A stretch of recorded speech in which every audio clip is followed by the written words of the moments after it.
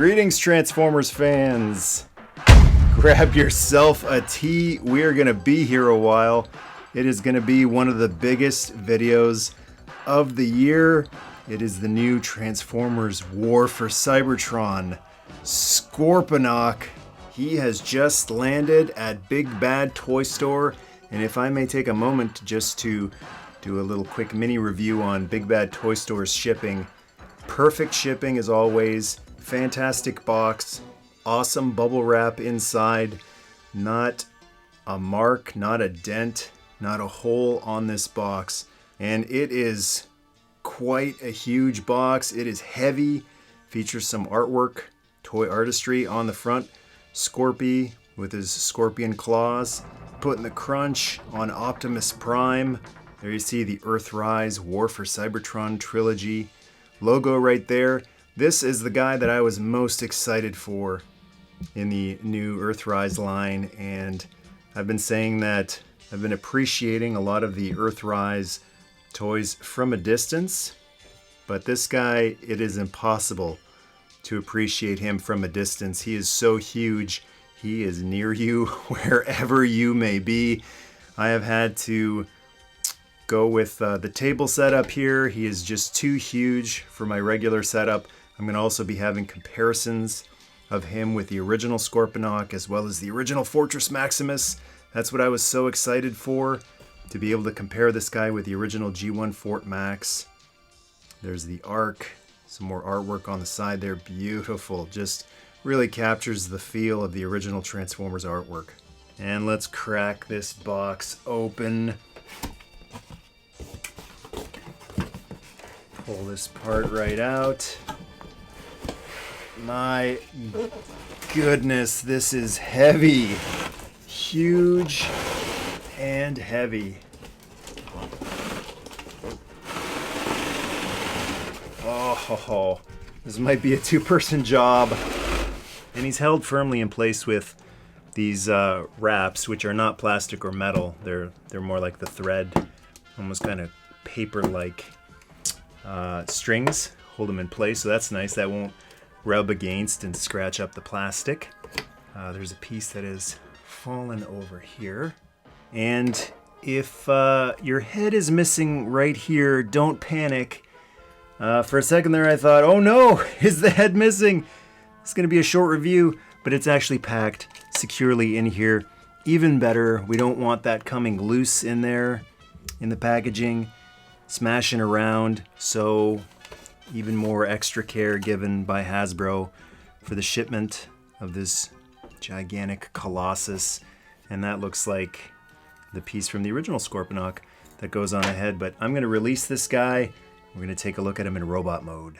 And here's the body. Holy smokes, the heft of this guy. I'm going to have to move the camera quite a bit away to get the whole shot in. And you'll also want to pull these parts out of the box as well, because it looks like there's some missiles in there, or weapons, both on the top and on the bottom of the box. We've also included his shield, which has moving pincers. There's a little baggie included, which has, looks like some clear parts to it. This looks like those awesome blast effects that you can add to the weapons. And also a visor, clear visor. So I wonder if this is part of Scorponok himself, or if this is intended for maybe some tech specs. There's also these cannons and this giant, so much of this looks familiar even though it's brand new. I know this from the back of Scorponok. It's a ramp for city mode. And it also rests on his back when it's in robot mode. And there's also instructions. Huge instruction book. What do we got here? Wow. Look at this. Cybertron. That's really cool. I wonder if that's what this is for. Yes, it is. It's kind of a decoder. So it's very hard to read the text unless you use the decoder. Space Bridge, Arc, Nemesis, Quintesson, So you've got some codes there. You can decipher them with this decoder. So cool that they brought that gimmick back. That was a really fun gimmick back in the day. Unicron. Oh, so cool. And I never thought I'd be so happy to say this, but no stickers. This guy is so huge, and it's going to take a while to figure out how to transform him, how to do all these gimmicks. It is awesome that there are no stickers here. It looks like there's just paint applications all over him. Thank goodness that we don't have to sit there and spend an hour on sticker applications as well. And finally, probably the most important accessory, the head. This is beautiful. Wow! It feels like it's the exact same size as G1 Cerebros. And I've mentioned on quite a few live streams, I was so excited for this Scorponok because I've always wanted a Scorponok that was the same size as G1 Fortress Maximus. And I guess I have to say the magic words, head on! And it just fits in there really easily. It doesn't take a lot of force to pop it in. I guess the review has begun. I'm playing with them already. On some of the modern Headmasters, you have to really smash it in, but that doesn't feel like you're gonna stretch anything, stress mark anything, break anything. The head is on, comes off easily, but it's actually got quite a bit of grip on there, even though it doesn't take much to pull it off. And then there's this part, which I'm assuming goes on here. I haven't read any instructions or anything yet. I'm just kind of figuring this out as I go along. But on the back of Scorponok's neck right here, there do appear to be two holes, one on either side. And taking a look at this part, we've got two pegs. Is it supposed to plug in the back while he's got his head on? Looks nice. Or I'm thinking you can go the other way too, maybe, or maybe it's for Scorpion mode. It doesn't fit that way. Well, maybe it doesn't plug in, but if you want to give him a mask, you know, so that he can go shopping. Okay, enough with the futzing. I'm gonna start following the instructions and set this guy up properly. We've got the shoulder cannons. Everyone who remembers G1 Scorponok remembers these. They go plugging into each shoulder, and they are movable, so you can put them however way you want. But they were kind of on a diagonal for the original guy, and then you can pop one in the front as well. He's got the holes in the back too, so if you want to, you can have them in the back instead, or if you're able to track some extras down and you want to have the double shoulder cannon look on each shoulder, that looks really cool. Probably there'll be some third-party companies who will be adding all sorts of awesome add-ons and extras and upgrades for Scorponok, just like with the other giant transformers. And he's got his shield, which has two peg holes. And this is all new to me. I haven't inspected this guy or looked at anything. I'm just figuring this out as I go along. And then I will probably correct myself based on the instructions or based on the tips and advice in the comments. So thanks to everyone who points things out that I miss in the comments too. But this one, let's see. Actually, you've got, I think, two options here. You can either pop this onto the top. If you do that, you're hindering the elbow bend a little bit. This part right here is going to run into the elbow.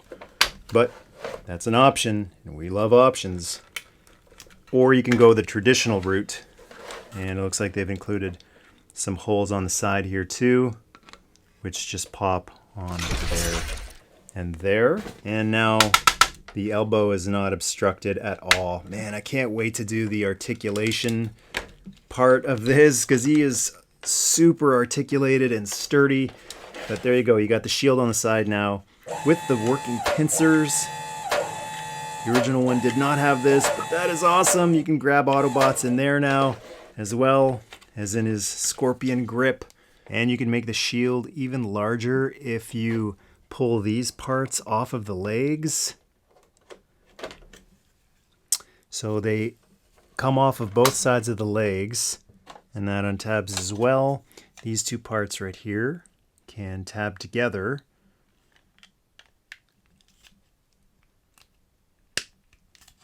Like that. I'll do that again from the other side so you can see what's going on in here. It's not posts fitting into holes, it's just tabs. Mainly it's this one locking into place, snapping into place. And once that's connected, you can take the shield, remove it from the arm, and now you've got all these post holes and posts that will plug into each other, which extends the shield, makes it a lot more shield-like, and that'll cover a lot more surface of Autobot fire attacking Scorponok. So that's an option. I kind of like the way those things looked on his legs, but if you want the shield to be even bigger, you can do that. I actually I prefer the shorter look of the shield personally. So here we go again. Might not be official, but that just feels more G1 to me, and I like this silver coloration added to the bottom. It just kind of looks plain to me that way. So I think for this review, I'm just going to pop these back onto here. And the thing I really love about this guy is how G1 he looks. And these like silver little parts on the sides of the legs are G1 Scorponok to me. So the more G1 I can make him look, the better. Without even having looked at the instructions, I'm going to guess that this goes on the back here. Just have to figure out which way now. So in the back we have this whole unit right here, which turns at this point, it turns at this point, and these posts right here fit into the little slots right here. So that's how that part locks into place. And then this giant backpack part, I see the scorpion's tail in here. Can't help but futz with this stuff even though he's not all put together. Then you have to attach these posts right here into these parts right here. So the tail is going to be visible on his back, and in order to do that, we're going to connect it like this. Pop that into place there, and once that's in there, you just push this unit all the way up here, and you see these slots right here will fit into these holes right here. Just apply a little bit of pressure. The tolerances on this guy are fantastic. I'm not hearing any squeaking. It doesn't feel like I'm bending plastic, stressing, causing stress marks. That's on there. Really, really secure. These posts are secure. This part isn't, so you can't really pick them up by that. But that bottom part feels like it's really secure, but it doesn't take a ton of pressure to remove it. I'm not feeling like I'm going to break this guy. Really, really good engineering and tolerances on him. And if you don't feel like having the shield on his arm, you can actually store it on his back. So these pegs plug into those holes right there. You can pop it in like that if you want. Covers up some of the empty underneath space of the back kibble, or you can turn it the other way and have these little claws pointing up in behind the head. Again, going for that kind of hot rod Rodimus Prime spoiler wing look. And then we have this neck piece left over, which I'm assuming will just go like I originally had it. Plug it in the back there. It's kind of smart too. It doesn't feel like it's just a leftover part that has nowhere to go. It's a neck guard. The back of your neck is one of your most vulnerable places. And it's actually surprising more Transformers don't have back of the neck guards. And it looks cool. I like how it looks. I like this little curvature here for the horn. So I need to double check and see if that's the actual proper function of that. But I like how that looks. And the remaining accessories are these blast effects. So you can pop them into the shoulder cannons like that. If you put one of them in, you can't really put another one of these blast effects. This particular one, it's really wide and it's blocking the other cannon. Or you can do this one and that one, I guess, and make it look like that's a really cool effect. It's like pulsating, alternating type of look to it. This looks more like being shot, this one right here. So I'm looking to see if there's this like little peg on here. I don't know if this is the actual intended effect, but you can stick that on there and it looks like he's being shot at and the blasts are just bouncing off of him, whereas these look more like a gun firing. And I like that. I'd love to get a pack of these and just put these all over them. There's another little post up here. This looks like a post stand for the little guy, the little Headmaster, Zarak. But there's another little one right there. So yeah, that looks really cool. It's awesome. Never thought about Transformers having not just blast effects that their gun is shooting, but being blasted effects.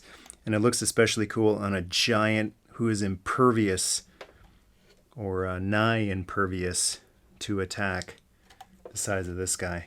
And conspicuous by his absence, no fast track, no little scout buddy. And the giants usually don't come with the big guys. They get released later on, like we got Cog a while back that goes with the Titan Fortress Maximus. So I'm sure we'll be seeing fast track someday. It'll be very exciting to get him and finally add him to this Scorponok. But the big thing missing here is his gun.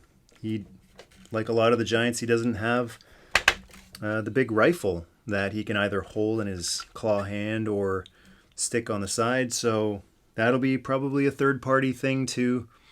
Maybe Fast Track will be able to transform into a gun as well. But I'm sure the fan companies, third-party companies, will come up with something very true to the original. Tons of post holes here intended for the shield. Go on either arm, but I'm sure the third companies will come up with something that'll look awesome, go on to there, and make this guy feel even more complete. All right, let's take a look at his articulation. Man, is he ever huge. It is not very often I have to stand for this part of the review. Shoulders, 360, and he can do one of these side lifts as well. That's fantastic. And he can swivel at the elbow. Awesome ratcheting joints. Elbow joint, which is fantastic, full extension. And then for a giant, fantastic front elbow bend and everywhere in between. I love this. This is just so awesome. And then the claws are articulated and very, very oh, that's awesome. They open up quite a bit so you can fit quite a few different Autobots in there. And then these claws are individually articulated as well. So you can even turn it and have him pointing, ordering people, as he was the Decepticon leader for a while in the Marvel Comics. And just to show you his claw in action, you can take good old Gold Bug, place the grip. What's really nice about this is these jaws right here. This jagged pattern right here is especially nice for catching and gripping whatever Transformer he might be gripping. So Gets him nice and secure. He's not going to fall out there. That is so awesome. It's one of the coolest features of Scorponok, being able to claw guys, hold them like that, and hold them securely. The trouble with articulated fingers is they're never strong enough to hold any transformer with a decent amount of weight to them. And Scorponok, he is not going to be dropping any Autobots that he grabs onto. That's fantastic. And the ratchet joints in the shoulders are super strong too.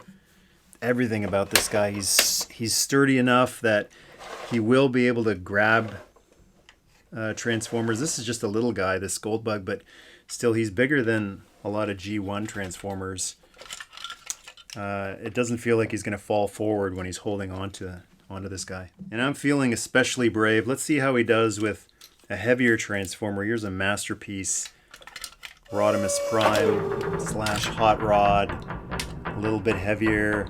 Yep, a little bit heavier, so the shoulder joint isn't holding him quite as well.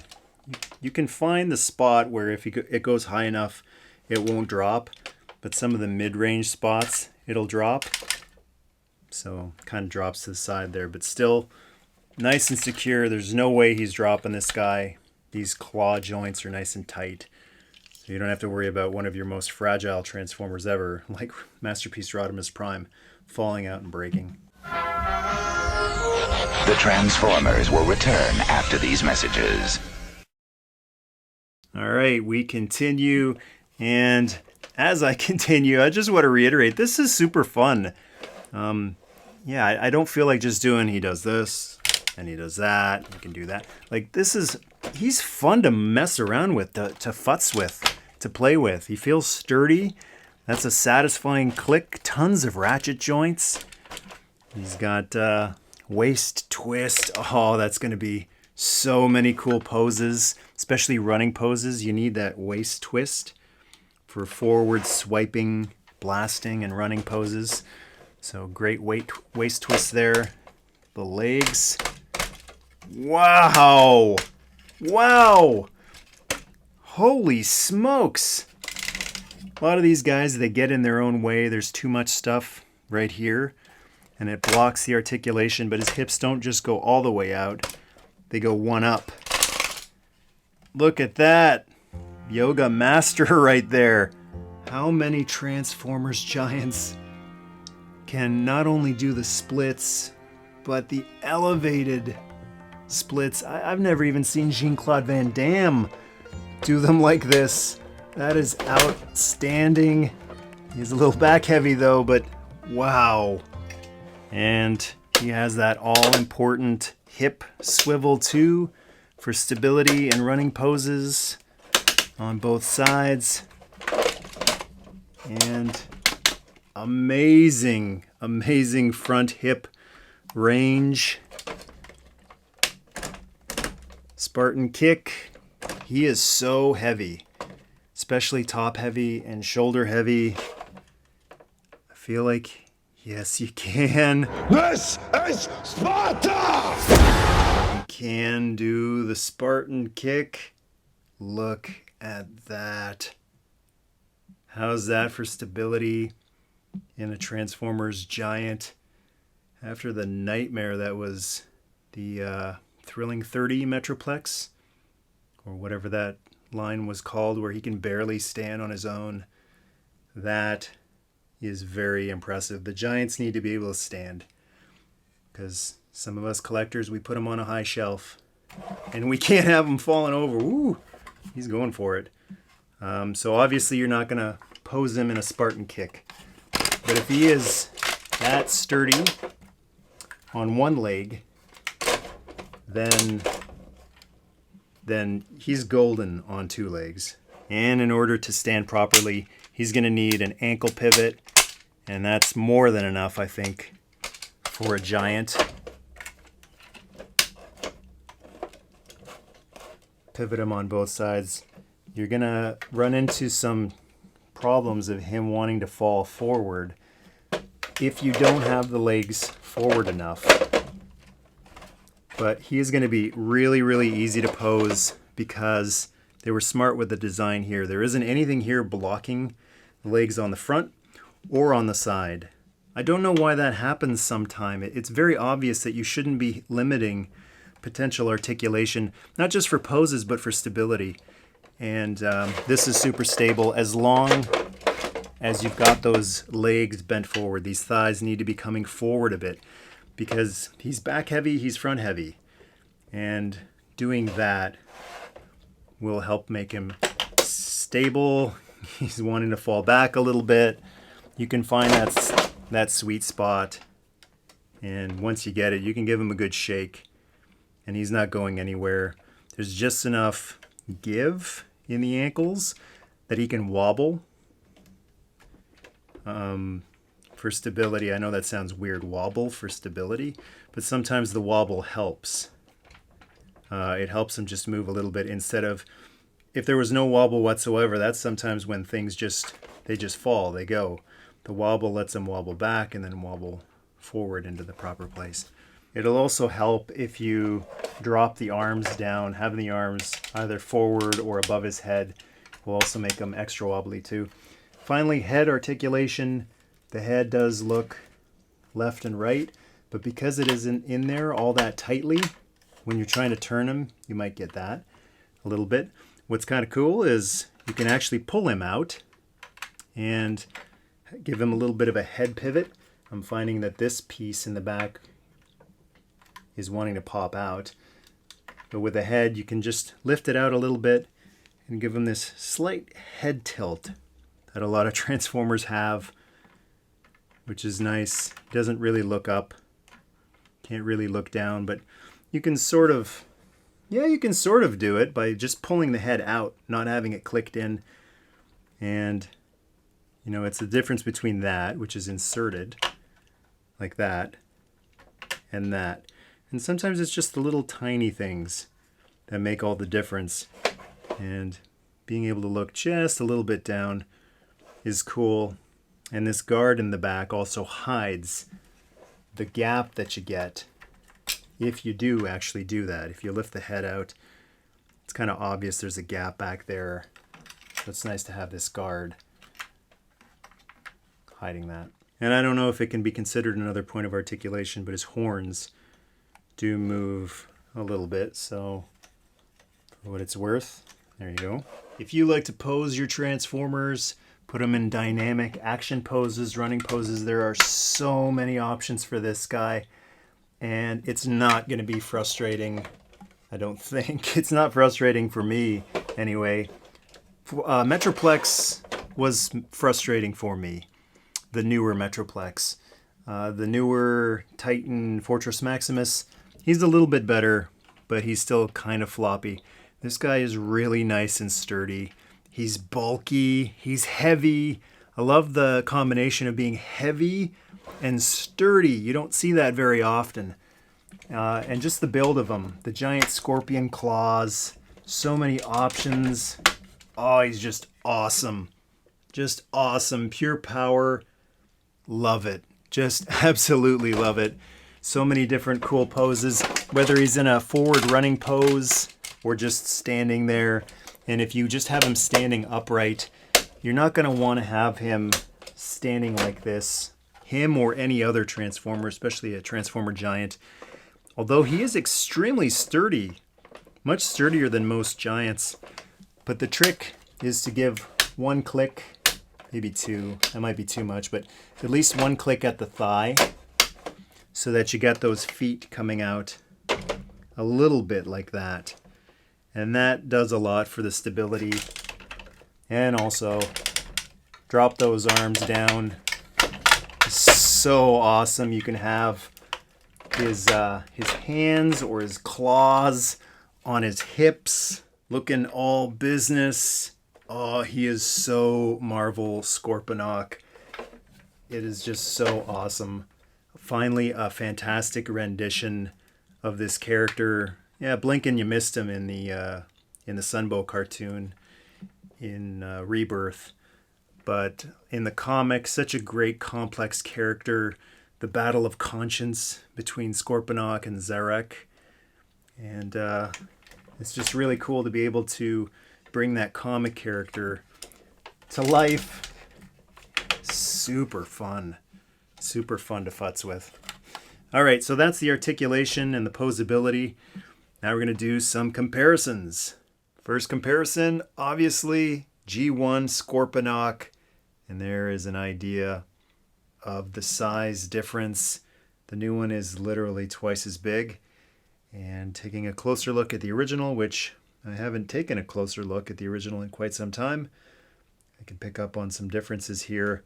The guns that are included with this giant new Scorponok, they've only given them guns for the front. The original one did have guns for the front of the shoulder as well as the back. So once again, hopefully third-party companies to the rescue, and we can get maybe just some recasts and get another pair of these so we can have them on the back as well. Here is the gun that was included with the original G1 Scorponok, and he has a death grip on it. So hopefully we'll be getting something that looks similar to this, an upgrade for the new guy. But in the meantime, I bet the new one can actually hold on to that pretty easily. Looks kind of tiny in his hand, but I guess that's an option if you want it. These comparisons are usually a lot easier to do because the old and the new are closer in size, whereas now we've got this huge size difference. So as far as the bottom part goes, this Scorponok right here is missing feet, apparently. Or actually, you know what? This entire time I have not had his feet out, and that has probably been driving people crazy this whole time. Whoops. Yeah. I guess I should have taken a closer look at the box, but that makes a huge difference, especially for his stability now. So he wasn't really in danger of falling forward before anyway from the poses I've shown. Even less so now with the feet deployed. So they're in the same style as the original G1 version. Got kind of a double thing going on here, double thing going on here. They've even recreated, there's a little bit of like a circle there, hole, and then he's got actual holes right there. Really cool to see all of the little details brought over from the original one. The venting right here. So cool. The stickers on the original one look like they've been sort of recreated here, but now in sculpted form. This is now actual textured sculpting on here, whereas on the original one it was just a sticker, but right down to the two lines going across, and now two lines going across here. The knees have these lines going here. All sorts of original details recreated. Whoever designed this one was really taking a close look at this guy right here. The claws, similarity in the claws too. You've got the orange dots right there, orange dots right there. Even the sculpting design on the claws. There's everywhere there's a line on the old one, there's a line on the new one. These are not here. These posts have been left out on the new one, thankfully. He doesn't need them. Those posts are intended for the guns and the gun hole to fit onto. But I am just loving all of the little details carried over. There you go. These posts right there have been recreated here. And there's a big X on his arm. And yep, it's on the new guy too. Very similar. Man, he just looks like a masterpiece version of the G1 Scorponok. He doesn't look like an Earthrise War for Cybertron toy. He looks like a masterpiece toy. It's very rare that something that's in the price point of Power of the Primes or Earthrise looks so masterpiece-like. The chest, again, if the original one has it. They've carried it over on the chest. A little different here, but very close. The original one, the chest compartment opens up. And on the new one, does it open up? I mean, that's one of the big gimmicks of the original one. It does open up. It opens up the other way. But it does open up. And what's in here? Oh, we'll get to that. We'll get to that when we transform him. But some actual practical use for the space inside. Let's pop that back in. So I like that they've even brought over one of the hidden compartment features from the original one. Opens up just like the old one. The biggest upgrade is the head. The original head just was not good. It was way too tiny for this body. It was the size of a regular Headmaster. He didn't have that intermediate Headmaster like Cerebros. And to try to hide that fact, they came up with this helmet that goes around him. But if that's what they were going to do, instead of being an entire head, this should have just been a face. And someone has actually thought of that over on Shapeways. You can pick this face up on Shapeways. You can paint it if you want. I've just left it white for now. I've always intended to paint it metallic. And it just plugs in like so. And I've put some of that metallic reflective red tape around it. And that's how I think the original G1 Transformer Headmaster should have been. He should have been a Face Master instead of a Headmaster. And that looks way better. So when I display my G1 Scorponok, I usually have him like this. And now that especially looks cool. These two side by side. Although I really like the lack of visor face mask in front of this Scorponok. I wish this one was able to do the same thing and just swing and be behind, but then you lose the antenna. But if you're comparing the original to the new one, yeah, there's no comparison. There's no competition here. It's the new one all the way. They've got it right, but they've carried over some of the cool parts of the original one, like these little horns that move, the striping on the helmet, and taking a look at the shield on the side. This one folds up, so this is the full-sized one. That's what this one would look like if I added on the leg panels. But if you do that, then you lose this metallic coloration that I mentioned earlier. And that's always been a big part of Scorponok for me. This little chrome piece on the side of his leg, which is recreated by the paint job here. Not chrome, just silver, but still, I like how that looks, so I don't really care for the super long shield look. I think the half shield is good enough. And then looking at him from behind, the scorpion legs don't really hide all that well on the original one. Much better hidden on the new one. And forgive if I haven't quite transformed this Scorponok properly. I never had him when I was young. And I've just kind of looked on pictures on the internet to see how to transform them. I think that's pretty much it. But I like how on the new one, it's the same deal. This big backpack has been recreated, and the tail was hidden in the back. I like how the tail could actually come up and be deployed on the original one if you wanted to use that as a laser. And I wonder if you can do the same thing with the new one. You can have the, yeah, sort of, I guess. If you want, you can have the tail come up. It's a little floppy because of how loose this part is, but sort of, yeah.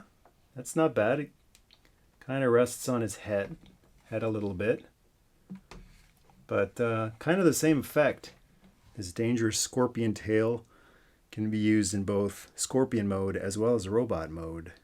So that's Earthrise Scorponok with G1 Scorponok, and a couple of more size comparisons. want to show you what he looks like with a couple of G1 Headmasters, because the original Fort Max always towered over his Headmasters. This guy's never stood right. There's Ape Face and Snapdragon. So that's the scale as it should have been back in the day. The Decepticon Headmaster giant towering over his minions. Oh, that looks fantastic. I just love how G1 this Scorponok looks. Some of the newer giants, certainly like Devastator and Trypticon, they look updated. They don't really blend in with G1, but just with how blocky the Scorponok is, looks great with the G1 guys. And if you're curious, here's the original Fast Track, teeny tiny little guy alongside the new giant. And the most important comparison of all, here he is next to G1 Fortress Maximus, running out of space on here. Wow. Absolutely perfect size. That would have been a little irritating if this guy was just a little too tall, or just a little too short, or just a little too thin or wide. But these two guys go absolutely perfect together. This is a big unfinished business moment for me. Since 1987, I'd always wondered why such a small Scorponok, or why such a big Fortress Maximus? Why not make them the same size?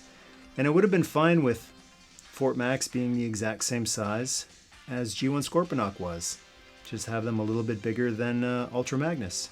But for huge fans of the G1 Headmasters, finally, I mean, if you're not all that thrilled about the updated Titan Fortress Maximus, if you're more of a fan of the original one, then you've got this fantastic new rendition that just, he feels nostalgic to me. I mean, he's brand new, but I look at him, and that's what I mean when I talk about unfinished business. Even though he's brand new, I feel like this guy existed back in 1987. He was designed, maybe even produced, and just sat in a warehouse for all those years until now. Just such an awesome design. I can't get over how incredible he looks and how they look. Together, he is the missing piece of this guy. You know how with the new, let's say, Fortress Maximus, people get that cog and they go, finally, my Fort Max is complete. Well, this Scorponok makes me feel like finally my G1 Fort Max is complete, because these two guys are going to display beautifully together. It's nice that even though he does have all of that posability in his legs, you can also keep him stocky. You can keep the legs straight, and that's what helps him blend in with G1 Fortress Maximus. So for this particular pose I'm doing, just straight-legged, grabbing Fortress Maximus by the wrist there, trying to ward off an attack, and that's what helps them go together.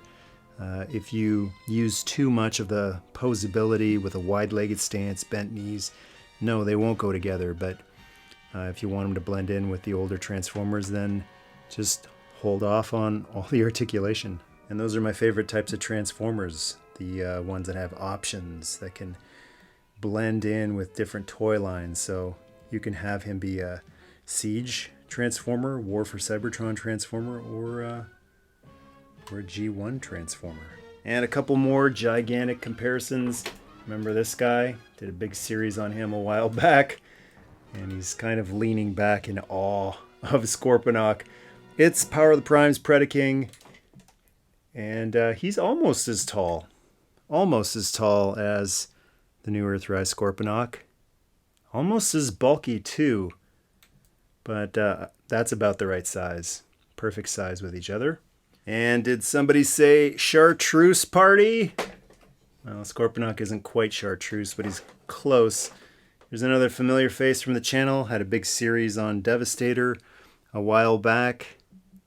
This giant Devastator. And yeah, this guy looks more modern. He doesn't slide in quite as perfectly with the G1 Transformers as this Scorponok does. And here he is with Titan's Return, Fortress Maximus. And this is surprising.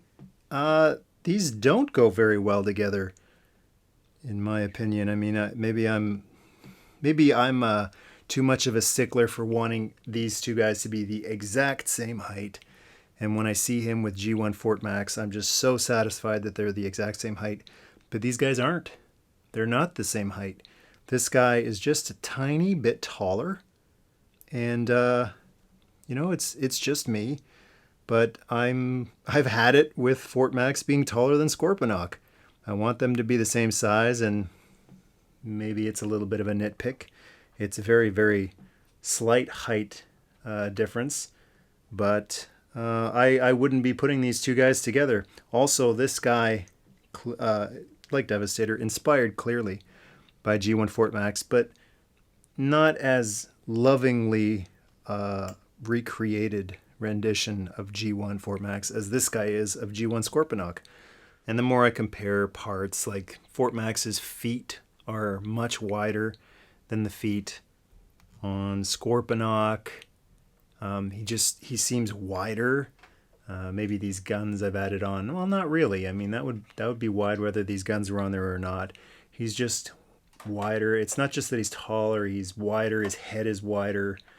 They just don't seem to go together very well to me, even though they're very close in production year. Isn't that weird? He seems to go with a 1987 toy a lot better, in my opinion. The Transformers will return after these messages. All right, I think that's sufficient futzing and playing around with the articulation and comparisons. I'm going to have a seat now and get to transforming him. First thing I'm going to start off with is the head. And I haven't looked at the instructions yet, but I do remember from Titan's Return, Fortress Maximus. This is a similar design. You've got this little teeny tiny Zarak, Lord Zarak, who plugs into there. Very simple transformation.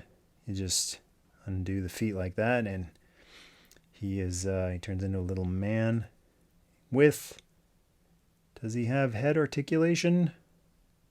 Yes, he does. This teeny tiny head actually very slightly turns. It's really tight though.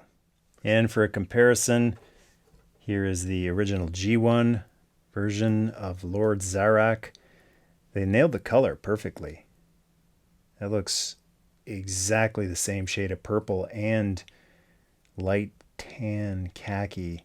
So I guess I'll compare them in robot or in head mode first. A little different. Silver coloration on the face, but the eyes are different.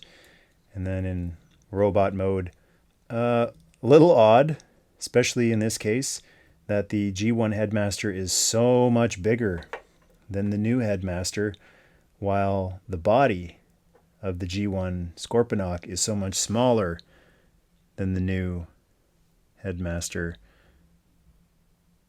But there's a comparison of the two there.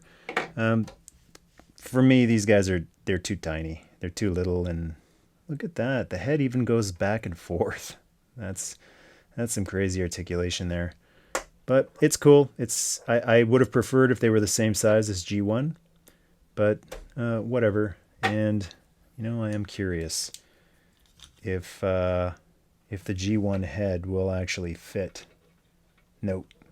No, they're not compatible. But let's get to transforming Scorponok's head, and this is something totally new and totally new concept. Scorponok has never had this intermediate head like Cerebros is for Fortress Maximus. All right, let's see if I can figure out how to transform him. This is going to be especially tricky since this character has never existed, or I guess maybe this is supposed to be a bigger version of Lord Zarak, which is actually brilliant. If you don't have anything to go by and you're trying to do a very true update of an original character. That's actually brilliant. Just give Zarak a bigger body, which also kind of solves the problem of this guy being too little for me. I really love this idea of, well, that's okay. You'll have a Cerebro-sized bigger body. Just doing this as I go. I'm swinging the legs out. I see hands in here with fists that fold in. That's interesting. We've got shoulders that seem to be swinging out. Those pop off. We've got a chest that folds down like so. And the back, oh, that comes off. Maybe some people think this is very dangerous. You're going to break it, but I'm pretty good with the tolerances. I know when you can force something and you can't. Wow, look at this. That is awesome. So when you detach this for the transformation, you get a peek at his eyes. Look at the sculpting that you see in there. A detail that you'll rarely see in either form, I'm guessing, but that is so awesome that they left that in there. I'm a little cautious about closing this up here. I don't want to rub paint off the nose, but it doesn't look like it's making contact. And that goes up there. I'm trying to see, where does this actually connect and plug into? I think it just sits there. And I'll double check the instructions, but that looks like it just folds in like that. You got arms that fold down like that. This guy looks super cool. These horns, I guess they come out, so they can be like individual weapons for him if you want, or they can remain on his arms. And plug that one into there. Or, let me see, you might be able to plug one on the top and one on the... There isn't really much clearance actually on the top because of these little pegs on the forearms. So it wants to pop out. We're talking G1 Optimus Prime rifle. Just there isn't enough post being plugged in, but that looks really cool actually. If you want like kind of a pincer weapon, which goes with Scorponok and his pincers. So there you go. That's a cool option. I like that. You take the little tiny guy head, transform him like so. Plug the head. This looks awesome. These little panels on his arms can be swung down like so, because the original G1 version had these little, I guess they're little blasters on his arms. You see on the very edge there? They didn't need guns because they were built into their arms. So they have recreated that. And there is, I'm not sure what you call this guy, but it's Lord Zarak larger version, and I think that's awesome. Instead of like Cerebros in the cartoon, who had his own personality, this is more like the comic Cerebros, who is simply a suit. He is just a body to be controlled, no personality, no mind, just a body to be controlled by Lord Zarak. And I guess a comparison of these two is in order, because this guy is supposed to be another rendition of this guy. So the chest detailing is very similar again. Arm detailing, and I like the big bulky back since he's a headmaster. So that's really cool. Also, the instructions show that these things can be stored if you don't want them on his arms or him holding it like that pincer weapon. This little tab right here will plug into this hole right on the side here. So one on one side, one on the other. Keep them out of the way. I don't like the idea of them being on the arms. That's That really takes away from the G1 look of the little Headmaster. So have them hidden away on the back like this. That's a cool idea. You can barely see them hidden in behind there. Or I'm wondering if you turn them in the other direction, they're sort of in the way. They hit the back of the arm, so that's not really an option. But I was wondering if you could do like a Rodimus Prime type of... you'd have to have his arms up and out of the way. And then the arms are hiding the actual horns. But that's another option you can play around with. You can just... Boy, that's a little tricky to plug into there, but there you go. You got your Rodimus Zarak right there. And here's a couple of comparisons for you. G1 Cerebros, he's got a giant head, and he's a little bit bigger than this Cerebros Zarak, but it's all on the head. It's all Cerebros's head that's making the difference here. It is way too big. It's always been way too big. Even on the G1 version, it was way too big. But compared to this perfectly proportionate head, this head is the perfect size for this body. It looks great. I have a feeling if you took this head, if you put it on top of this one, it's not going to fit, but it's still a little on the big side. One back into there. And it just makes it feel, once again, that it was designed to go along with G1 Fortress Maximus and be unfinished business. Having these two the same size, you bring in Cerebros from Titan's Returns Fortress Maximus, and he's quite a bit bigger. And just once again, it makes it feel like, man, that sucks. It just brings back the bad memories of why is Scorpinox so much smaller than Fortress Maximus? Can we not do this? This is one of the things I don't want to see again. So this Cerebros, way too big to go alongside this Zarak.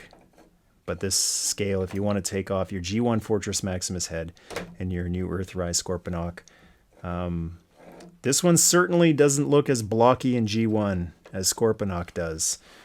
Yeah, he looks much more modern. You'd have to straighten him up, and even then, they don't really look like they go all that well together. But I do appreciate the idea of making Scorponok's head not just a little tiny guy, but a transformer that needs its own Headmaster head.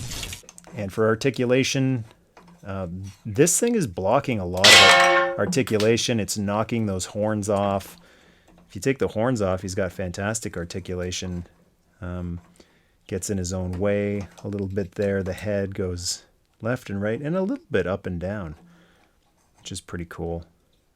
Elbow articulation is fantastic thanks to being part of the transformation, much like those Combiner Wars Constructicons. Just going to pop that off.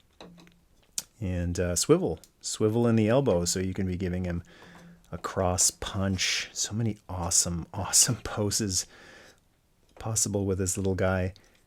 Perfect splits. Not as much as Scorponok. He can't do those like extra extreme splits, but that's great. Thigh swivel. It's awesome that all of Scorponok's articulation points are on here as well. Great knee bend. And this is Sparta. And he's got that all-important ankle pivot so that he can do those wide-legged stances. Just by flipping that down, it makes him so much more stable. You can give him those robotic, dynamic, even forward-leaning, a little bit poses, and he is so sturdy. He's not falling off there. I love how you can see bits of the Scorponok face in behind there, or at least the visor, the eyes peeking in the back there. This is a really, really cool idea and really, really well executed. Waist twist as well. And I want to show this off too, because this is a way I like to display my Headmasters as well, with the head in robot form in front of the headless robot body, and those look fantastic together too. That looks so much better than having the little teeny tiny guy standing in front of his giant robot body.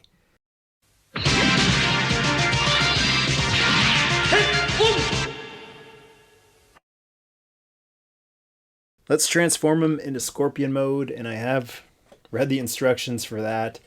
I don't want to be breaking anything, forcing anything with this big guy, but the first thing you're going to want to do is remove the weapons from his shoulders, and you can also pop these panels off the sides of his legs, and probably a lot easier with two hands. And it seems like the transformation is very similar to the G1 Scorponok, which I appreciate. You can also want to take off this shield at the side. Move his arms up over his head. And you're going to want the head back on because the head is actually both Scorponok's head in robot mode as well as Scorpion mode. So we're going to transform this guy back into, you can just put him into Scorponok robot head mode. Open up the chest plate here, fold the fists in, and collapse them back inside into the body, and fold the forearms up, fold the legs down, and these feet, I forgot to flip these blasters in. If you don't, there'll be a little gap there. So flip those forearm blasters in, pop the leg down, and I'm not really looking to see if things are fitting. They just naturally fit. Everything is designed so well. But to give you an idea of what is happening here, you got these holes are plugging into these posts in the chest, and just squeeze so that everything is nice and snug in there. And there he is. He's got his head again, missing his horns. I don't think there's a front and a back. Doesn't really matter which way you put them on. Pop that on there and head on. Pop that on there. And for the Scorpion mode, this is the Scorpion's back right here. Scorponok's chest becomes the Scorpion's back. So you're going to want to turn this around, and I love this. That right there, that's the Scorpion's eye. So the G1 version never really had a proper head for the Scorpion mode, and now that's been rectified. He's got eyes, and this is even pincers or something like that. And the neck guard, I guess, just becomes a neck guard again. But he's starting to look like a Scorpion standing up already. This is going to be one of the biggest movements of the transformation, and it's going to take two hands and maybe some friends. It's not as bad as G1 Fortress Maximus's hip leg joints. And then once you've got him turned all the way around, you can detach this big thing on his back, revealing the little scorpion legs. Oh, that's so awesome. That is so cool. So many of them too. Oh, I love how they just fit in there. That leaves you with a big hole in his back, and you can cover that up by reaching inside and pulling this panel out like that, and it gets stopped by this thing right here. It doesn't feel like it clicks or anything, but it just fills up the gap a little bit. Next, you're going to lay him down on the ground as much as you can. He's not really going to lay flat just yet, but you're going to take these panels and flip them down like that. And then you're going to take these back panels, flip them up like this, and when you do that, that allows these feet to fold up and perfectly fit into these gaps right here. And then you can flip these back down like this, and you can move these up like so. Push these feet back in, and I don't know, the trick to it, I guess, is to kind of push up here on the top part. Pushing on the bottom, you might feel some resistance. I just know from experience from a lot of other transformers similar to this, is you have to push up on here, because that's the part that's catching. And then you can take both of the legs, bend them up a little bit, and fold them both forward like that. The side panels then can go down like that on both sides. This spinning table is coming in really handy. Flip it down like that, and this can plug in. There's a hole right here which plugs into that post right there. Same thing on the other side. I believe that's, no, there's two. Nothing goes into that one though. Just the one post plugs into there.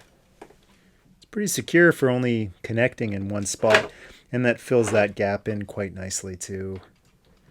This will probably be the trickiest part, the tail, because it moves in a couple of different spots. Trying to see how would this bend. You sort of have to push it in like this so that this will connect to that. You see these little posts?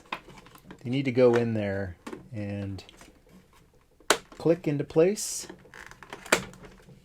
into both sides. So that's nice and secure. The tail is partially formed. So the rest of the tail is hidden underneath here. And to get at it, you swing it out like this. This panel right here will move to allow for the tail to be able to point forward, and the stinger comes out here, not Steve Borden. I wonder, does this fold all the way back down? Yes, it does actually. You can fold that all the way down. You'll have to reattach the tail. We're in the home stretch here. There's the tail. And now you're going to want to take the shoulder cannons from robot mode and plug them onto here so that the Scorpion has a little bit of firepower. Just fit it into there. And then you'll take these plates, which attach to the sides of the legs in robot mode, or the shield, and you can attach them onto the side of the Scorpion mode. I don't think it really matters which way you put them on. They fit either way, upside down, right side up. I like these little posts on the front. Looks like guns. It's got extra firepower. So you can pop one there. I think I'll just put them this way. I'll call that right side up and turn him around. Man, he's huge. And pop this one onto there as well. Gives him a little bit of that silver coloration that the G1 version had. And finally, you can take his shield and store it underneath here while he's in Scorpion mode. I believe it can only go this one way. If you try to go the other way, it's going to run into the ground. So that's a pretty big open space on the underside of the tail, and just having this extra piece that has nowhere to go, be able to plug in here and cover that up a little bit, and even act as a pincer. If someone's trying to attack them from the rear, you're not even safe back there. That's smart thinking G1 fans certainly did not appreciate not having anywhere to put weapons when alt modes were transformed. So it's awesome that you have multiple places to store things. Here's the Scorpion feet, and they are super articulated, so much better than the original ones, which is especially handy when you are taking them onto different levels, like such. So it looks like we've got two stuck together, and then from the knuckle, or whatever you call it, he's got individual legs with little toes, I guess, on both sides. Fix that one up too. You can give them different lengths to give the impression of walking around. You can use these blast effects now. It's not really all that useful in robot mode, but now you can put them in there on Scorpion mode and have, man, those really light up. That's beautiful in the right lighting. You can have the cannons blasting away, and also this thing, always looking for those pegs, those posts to fit this on. I wonder, right there you can have him getting shot at from the side, or maybe Power Glide is swooping down and shooting him from above. It's just incredible how many posts are all over this guy. They're everywhere. That's awesome. So there is Scorponok in Scorpion mode, and I just noticed that this guy, even though he's a Scorpion, he can roll out. He has wheels underneath. Take a look at the underside. There are wheels on the front, individual wheels, and then this big wheel on the back right here. So that is cool. If you don't have the strength to pick him up and have him do the Scorpion thing, you can actually roll around, roll out. The pincers work just like they did in robot mode. You can have him capture. I'm going to be a little more gentle with this guy because I don't want to ruin my nice repro labels on him. But you can have him capture Autobots. And then he's got this compartment that opens up in here. And so you just lift with your finger. And that is that panel that we lifted up before to fill that out a little bit. So you can just have him grab somebody, and Cerebros might be a little too big for this, but you can dump them in there. Or a more appropriate size would be a Throttlebot. Dump a Throttlebot in there, close that back up, and it's like a little holding cell, a little jail. Scorponok can capture Autobots and keep them captive in there. And if you have the original Fast Track, he easily fits in there. Or when they do an updated Fast Track, there's going to be tons of space for him in there too.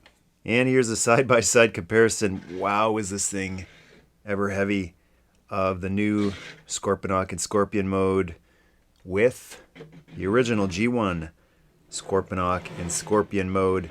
It is a substantial size difference,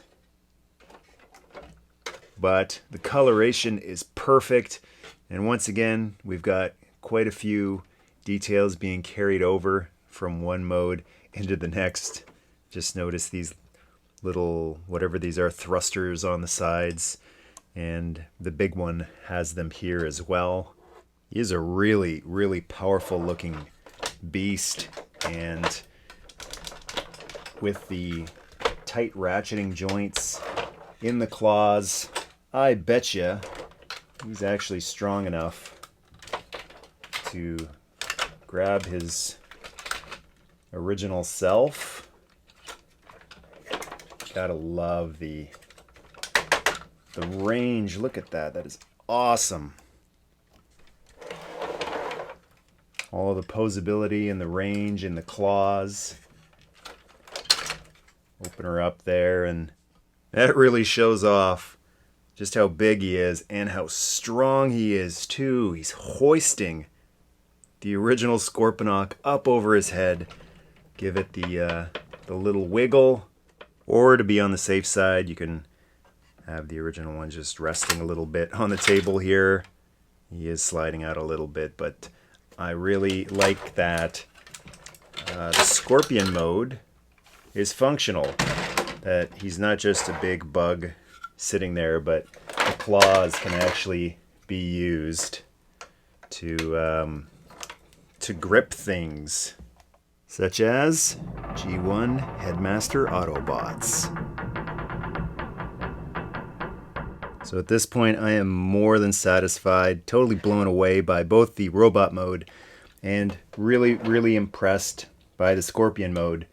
But we've got one more mode to go, and the base mode on the G1 version is a real afterthought.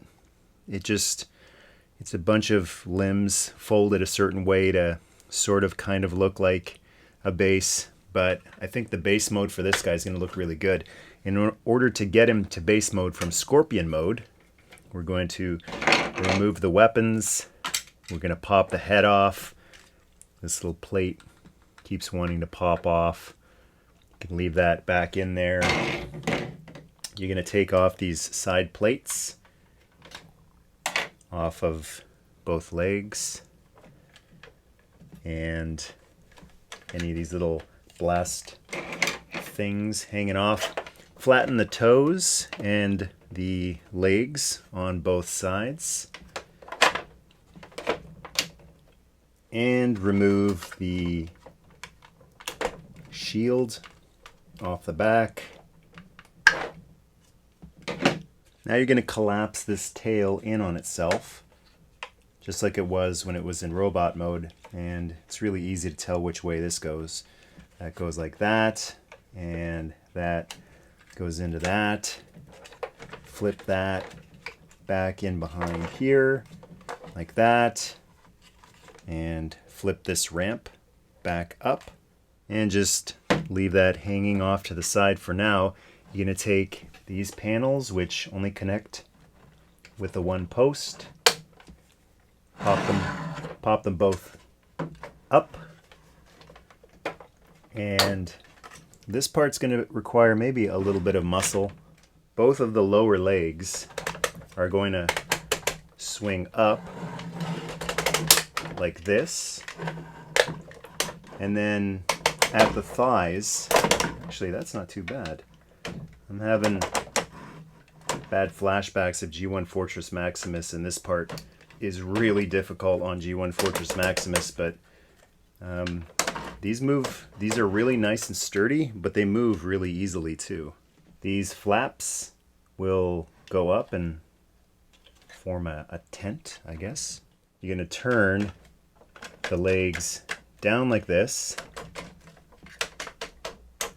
and then you're going to swivel at the thighs back up. And you can push these legs down like this. So I guess that extra splits range he has is part of his transformation. And then you can bend the legs out like so. And he's starting to cover some major ground, so I'm going to put him directly on the table here. Now that these leg joints are in place, you can fold this back down, and these panels that are on his legs, make sure you got the feet clicked in like that. And these panels slide down. I really like this. This looks like paint, but it matches the plastic perfectly. That's always annoying whenever something is painted and they try to match, but it's darker or lighter. That's a perfect match right there. So this just swings down. It doesn't look like it actually connects with anything. And then this panel just sits right there on the ground. You can do the same thing on the other side. You swing this panel out like that. And each side has a ramp which deploys. So you just pull it up. Nice orange coloration again. Very true to the original one. What's going on in here? I'm curious. That's just the foot. But you got a ramp going up here. And you can do the same thing on the other side. And just pull and deploy the ramp. If you don't have the legs quite aligned correctly, it's not that hard to correct it. You just click a thing here, flatten it, push everything down. You shouldn't have that much of a bend in the knee joint. Next part is to connect this ramp part, which was the scorpion tail. And this is an easy connection point. You just take this post right here and it connects right there. Nice and sturdy. Nice ramp right there. And then you've got to disguise these giant scorpion claws. So you just turn them up.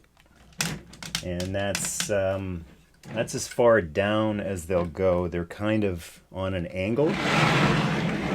They don't really sit flat like a 90-degree angle. But you just turn them up like that.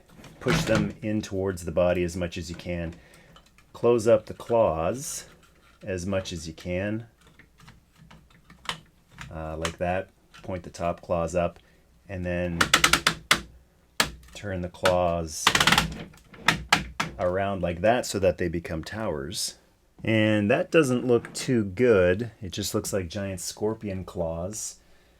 So the way you can disguise them is by grabbing these accessories. You can take one of the guns, which have holes in the barrel, and one of these leg panels, and you can just plug one into the other, and then you can plug the gun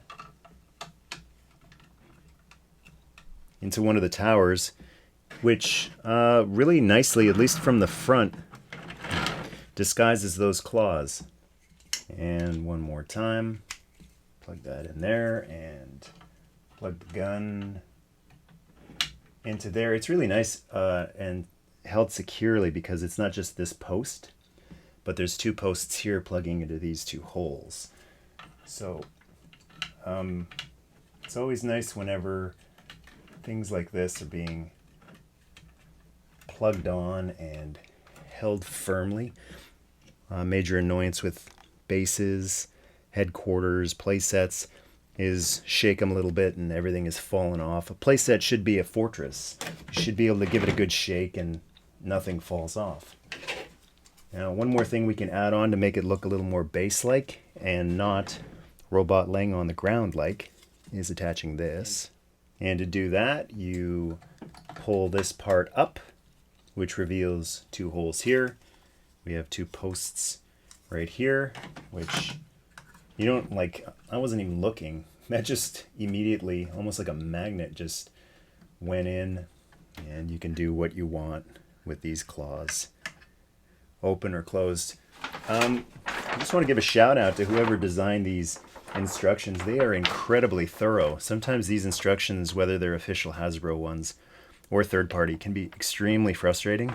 These are so thorough. They give you a nice diagram of what's going on, and then they give you a close-up so that you don't have to guess, okay, what's going on here. They're telling you, there's holes right there. Plug those pegs, which are blue, into those holes, which are blue. I love the color coding here of how to do this. And then we've got one more step. We can open this up. Again, this is, I guess, your choice if you want to. You don't have to if you don't want to. But you can open this compartment up. We've got this giant space in here.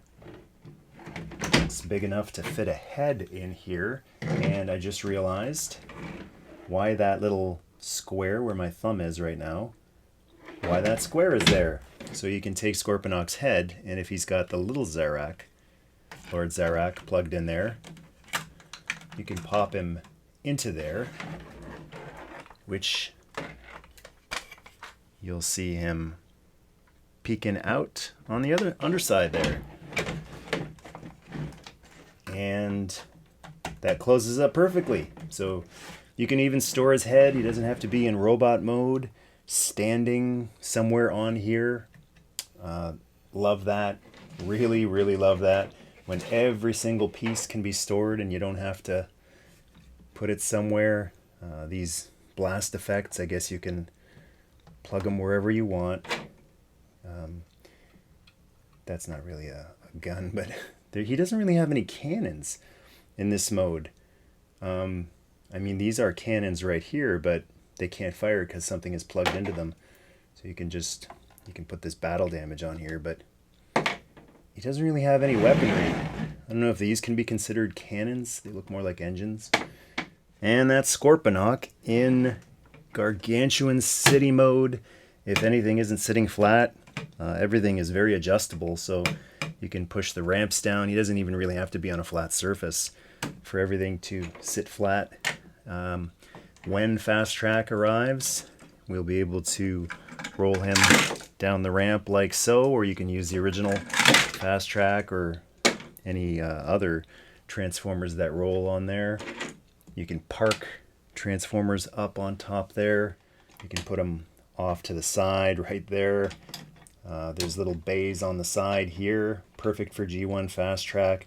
Little ramp right here, which you can roll down, or you can have them roll down on the other side. That's a really steep ramp, but it still works. Little bay right there. That's what I like about Fortress modes, when you can store a lot of Transformers on them. This is one of the weak points of the base. It just looks like scorpion feet spread out, but I guess if you put some Transformers on top of there, it can look more like flooring instead of just scorpion feet. What it lacks in design, because it really is just what's left over of the robot and the scorpion. What's lacking in design, it makes up for in size. This thing is just enormous. Nothing really to do on the back there. No ramps or anything held out there. It's not really meant to be looked at from this side. But that's the colossal Scorponok in base mode, and I'll give you a comparison to how this looks alongside the G1 version in base mode. And Siege Scorponok base mode with G1 Scorponok base mode. Pretty faithful recreation.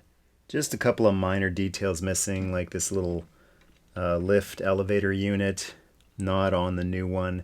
The ramps are still there. I like that. The new one has orange painting because the original ramps are orange here. This is, I don't know if this was the official transformation or what, but I've just stuck guns on underneath there. It doesn't look like you'll be able to plug Scorponok's guns under there, but the ramp is quite similar. I love how these metal pieces have carried over onto the new one. Maybe we'll see some actual chromed pieces by a third party onto there. This original Scorponok has a bunch of these little things that just plug in wherever you want them, and that certainly is something that a third party company can do as well, because there's holes all over the Scorponok.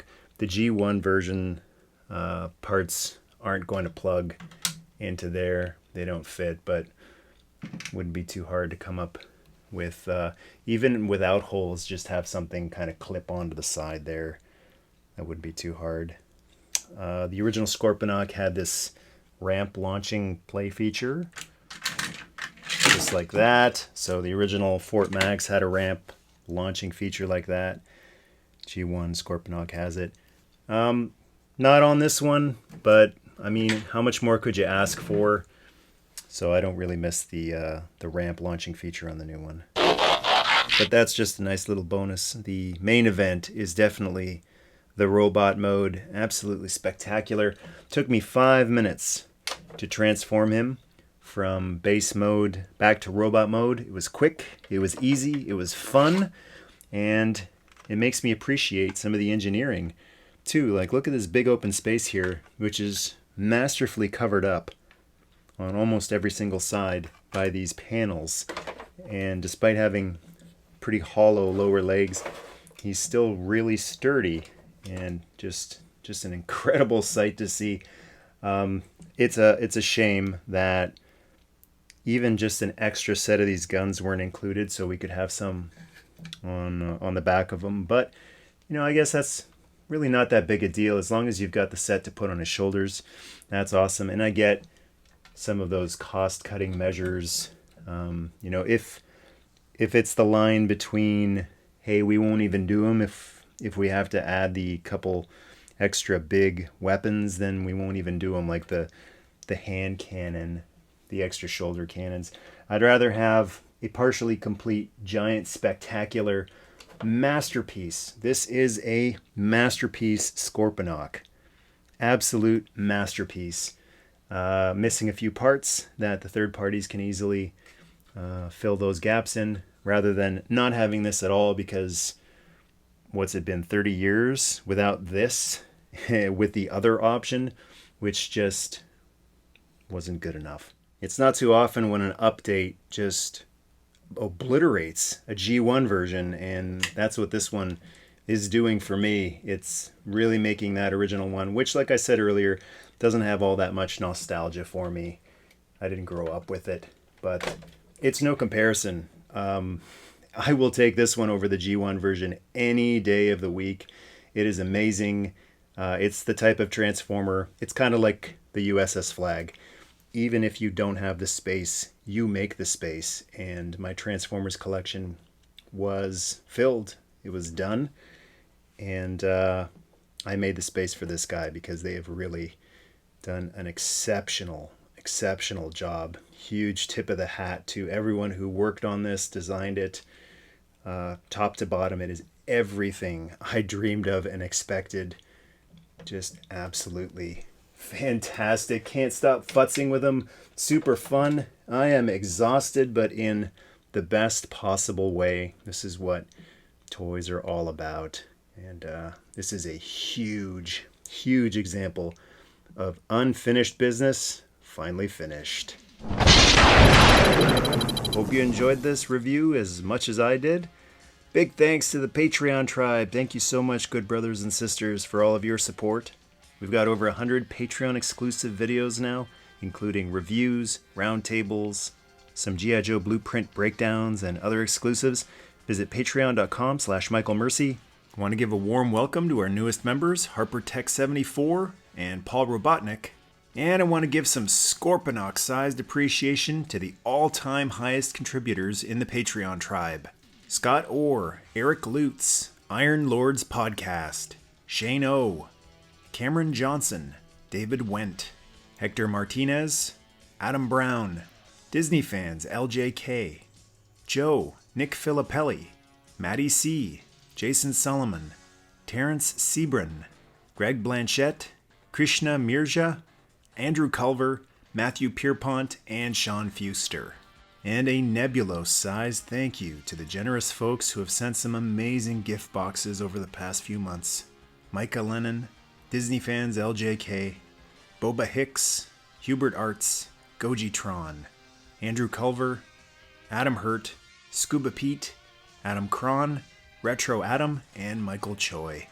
Thank you so much, good brothers, for your generosity and thoughtfulness.